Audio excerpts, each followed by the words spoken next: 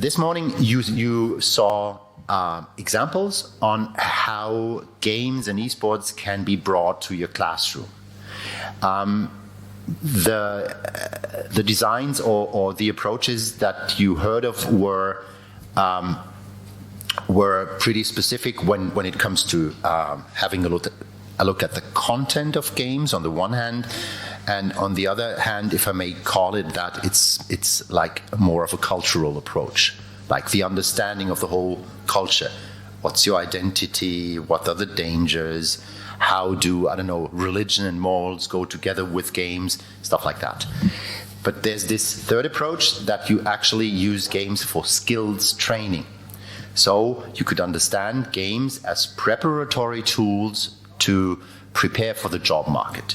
Because in games, you can actually train skills that are relevant for a job later on. For example, communication skills, teamwork, being organized, having a systematic approach, being able to collaborate well, stuff like that. Okay? Of course, we also have the digital media production and so on, but the other stuff that is listed here was somehow covered with what we heard so far. So we'll focus on the skill-oriented training with games now for the next few minutes. So we have developed a tool that is called GIST, Game-Informed Self-Evaluation Tool, and it's meant to be used at the border between education and your work life. So you can use it in school, you can use it beyond school, you can also use it within a job setting. We are doing trainings with young people starting a job to help them understand what a possible career path could be. The tool works like this.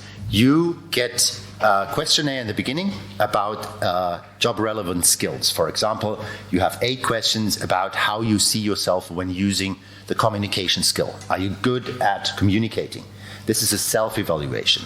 Afterwards, we play some games to have a look at how this shows when playing a game together. So the games are sort of a couch co-op setting, so there are always several people in front of the computer, and we make them we want to see how they use the skills by listening to them and watching their gameplay. So you can see there we have small games, and the games are mostly unknown to the players. So we offer several phases in which you can get to know the game, find out what good gameplay looks like, what does it mean to be good at this specific game, and how can we achieve that. And then we have 2 more sessions to play the game, and then we start evaluating what we see. For example, how do they communicate, what can be seen on a module, on the bomb, and what do we need to look up to find the right solution. This is very much focused on communication skills. So we do that. We have evaluation there, we have indicators that show, okay, you act competently with communication within that game setting. And afterwards, we have the same questionnaire again that we offered in the beginning, and they can answer the same questions again.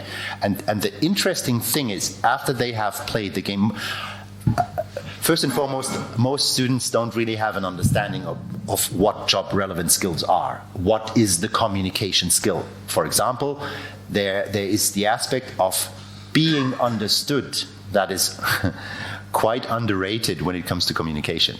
Because if you use language that your partner doesn't understand, it doesn't help much. We will see that when we will play the Keep Talking game, because you have quite a lot of stuff there that we don't really have words for.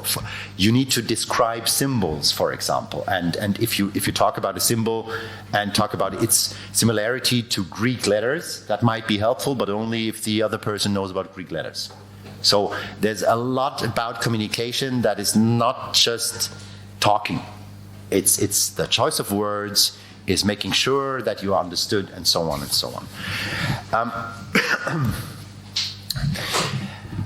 So it is about watching people play, and watching people play competently. You can find a lot of job relevant skills within gameplay if you know how to do that. And there are indicators for you being good at a game, acting competently within a game that can actually be transferred to real life. So if you are good at communicating within that Keep Talking game, you are probably also pretty good at communicating in general.